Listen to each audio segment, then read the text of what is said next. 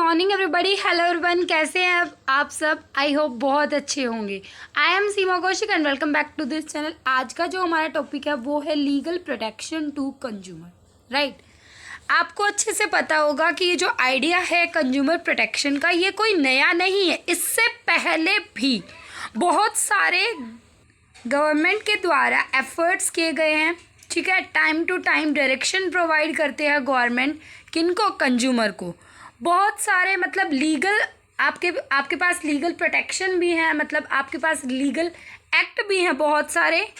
आज हम एक एक करके डिस्कस करेंगे कि आपके पास अब फिलहाल कौन कौन से एक्ट हैं। राइट, चलो सबसे पहले आता है आपका द कंज्यूमर प्रोटेक्शन एक्ट 1986। पहली बात तो मैं आपको ये बता दूं कि अब जो है वो अमेंडमेंट्स हो चुकी है इसमें, और अब आपका द कंज्यूमर प्रोटेक्शन एक्ट 2019 बन चुका है। राइट, बट अगर आप नया पढ़ना चाहते हैं तो उससे पहले जो पुराना है वो भी पढ़ना बहुत ज़रूरी होता है, ताकि नए में ये पता लग सके कि अब नया क्या है। राइट, तो उससे पहले आपको कंज्यूमर प्रोटेक्शन एक्ट 1986 के बारे में भी जानना होगा। ध्यान से मेरी बात सुनिए।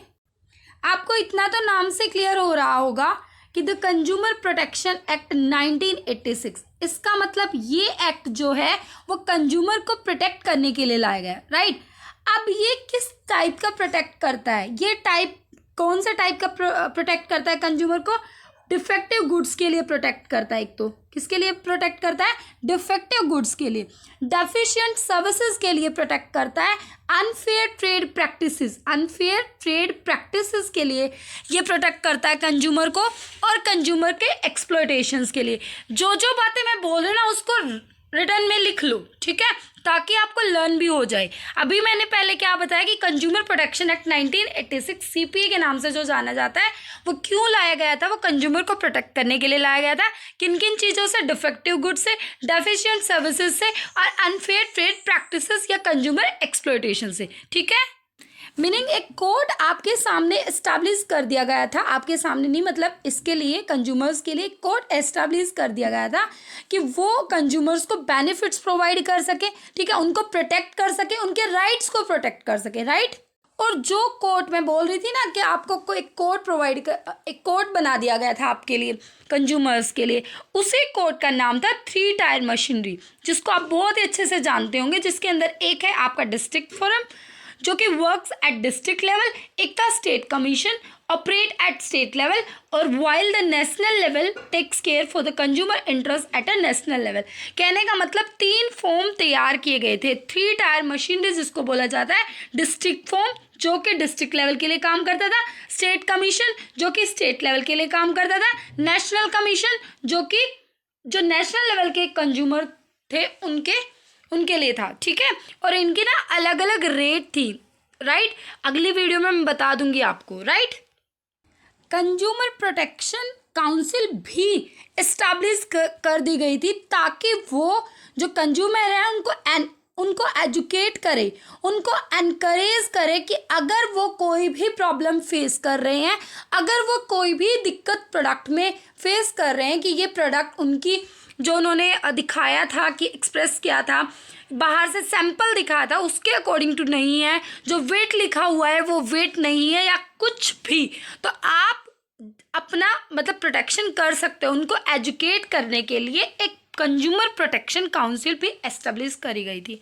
तो ये नॉर्मली ओवरव्यू आपको समझ में आ गया होगा consumer protection act 1986। Okay, second number पर आता है आपका द कॉन्ट्रैक्ट एक्ट 1982। देखो, ये कॉन्ट्रैक्ट एक्ट 1982 मैंने लॉ की वीडियो में बहुत ही अच्छे तरीके से समझा रखा है, लेकिन यहाँ पर भी मैं आपको थोड़ा सा बता देती हूँ कॉन्ट्रैक्ट एक्ट में क्या होता है। सबसे पहले कॉन्ट्रैक्ट का मतलब होता है कि agreement plus enforceable by law, meaning आप एग्रीमेंट बनाते हो। अब आप एग्रीमेंट कैसे बनाओगे? जैसे फॉर एग्जाम्पल मेरे पास क्या है, मान लीजिए मेरे पास बॉटल है, मैंने कहा कि आप मेरी बॉटल खरीदोगे? आपने कहा हाँ मैं खरीदूंगा। तो मैंने कहा कितने रुपीज़ में? आपने कहा कितने रुपीज़ में? मैंने कहा मैं तो अपनी बॉटल 1000 रुपीज़ में बेचूंगी। तो आपने कहा ठीक है, ठीक है। जैसे मैंने आपके सामने प्रपोजल रखा, आपने उसको एक्सेप्ट किया, समझ रहे हो मेरी बात, आपने उसको एक्सेप्ट किया। जैसे ही मैंने प्रपोजल रखा, आपने एक्सेप्ट किया, वो प्रॉमिस बन गई, ठीक है। और प्रॉमिस बनने के बाद, प्रॉमिस बन गई, आपने प्रॉमिस कर दी, और जैसे ही हम सहमत हो गए फिर वो एग्रीमेंट बन गया। अब उस एग्रीमेंट में, एग्रीमेंट कब बना, जब मैंने आपको देने के लिए कहा, आपने मुझे देने के लिए कहा, ठीक है। कंसिडरेशन बीच में आ गया, तो वो क्या बन गया, वो क्या बन गई, वो बन गई हमारी एग्रीमेंट, राइट। अब जब जो एग्रीमेंट है, एग्रीमेंट में अगर लॉ भी आ जाता है, मीनिंग कानून भी ये बोलता है कि आप जो बोल रहे हो, ठीक है, वो बिल्कुल सही है। आप कोई ऐसा एग्रीमेंट नहीं कर रहे हो कि मैंने कहा कि उस मिस्टर बी को उड़ा दो, मैं आपको 10 लाख रुपए दूंगी, राइट। तो वो तो हो गया गैर कानूनी, समझ रहे हो, उसमें तो लॉ आपका साथ नहीं देगा। बट आप अगर बॉटल मैं दे रही हूँ, आप मुझे रुपीज़ दे रहे हो, तो इसमें क्या गलत काम है, तो वो क्या हो गया, समझ रहे हो, वो क्या हो गया, लॉ आ गया बीच में। तो जहां पर एग्रीमेंट में लॉ आ जाता है साथ में, तो उसको बोलते हैं कॉन्ट्रैक्ट। बात समझ में आई। तो ये हो गया आपका कॉन्ट्रैक्ट एक्ट 1982। डिटेल में मैंने वीडियोस डाल रखी हैं, लीगल एस्पेक्ट ऑफ बिजनेस, वहां पर जाके फर्स्ट लेक्चर देख लो, आपको अच्छे से समझ में आ जाएगा, राइट। मेन बात यहाँ पर इसमें जो कॉन्ट्रैक्ट एक्ट 1982 में मेन बात हम कंज्यूमर के पॉइंट ऑफ व्यू से देखें, तो यहाँ पर ये बोल रखा है कि इसमें आपको बताए हुए हैं कि अगर आपकी जो एग्रीव्ड पार्टी है, जिसको आप धोखा दे देते हो, मान लीजिए मैंने आपको बोतल देने के लिए कहा था, आपने मुझे रुपीज़ नहीं दिए, तो अब मैं एग्रीव्ड पार्टी हूँ, आप डिफॉल्टर हुए, राइट। तो उनके रिगार्डिंग इसमें बहुत सारे रूल्स रेगुलेशन सब कुछ लिखे हुए हैं, मेंशन है, ठीक है। तो इसलिए ये भी आपके लिए कंज्यूमर के लिए ही है। समझ में आई मेरी बात? ओके। नेक्स्ट आता है आपका the sales of goods act 1930। Sales of goods act 1930 भी मैंने लोग के लेक्चर में वहाँ पर कराया हुआ है, बट एक बार नॉर्मली आप यहाँ पर भी देख सकते हो कि सेल्स ऑफ गुड्स एक्ट में क्या होगा कि एक ओनर होगा, वो सेल्स मतलब वो बेचेगा सामान को, राइट, दूसरा खरीदेगा। अब हो सकता है वो पेमेंट ना करे, ठीक है। अगर वो पेमेंट ना करे तो इसके अंदर बहुत सारे मतलब अच्छे से दिए हुए हैं कि अगर वो पेमेंट नहीं करेगा तो जो सेलर है उसके पास राइट है कि वो अगर सामान वहाँ तक नहीं पहुँचा तो वो बीच में रोक सकता है, अगर वो पहुँच जाता है वो क्लेम कर सकता है। अगर वो मना कर देता है सामान को लेने में, मान लीजिए 2000 का सामान लेने के लिए उसने कहा था और फिर वो मना कर देता है, उसके बाद उसका सामान वो 1800 रुपये का बिकता है, तो 200 रुपये का जो नुकसान हुआ सेलर को वो भी वो उससे ले सकता है।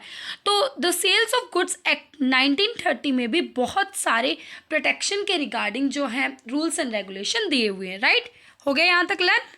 उसके बाद नेक्स्ट है आपका द एसेंशियल कमोडिटीज एक्ट 1955। एक तो ये जो मैं आपको बता रही हूँ ना, ये एक्ट याद रखना है, ठीक है। आपको एक्ट बिल्कुल अच्छे से याद रहने चाहिए कि इससे पहले मैंने कौन सा एक्ट कराया। सबसे पहले मैंने कंज्यूमर प्रोटेक्शन एक्ट कराया 1986, याद रखो।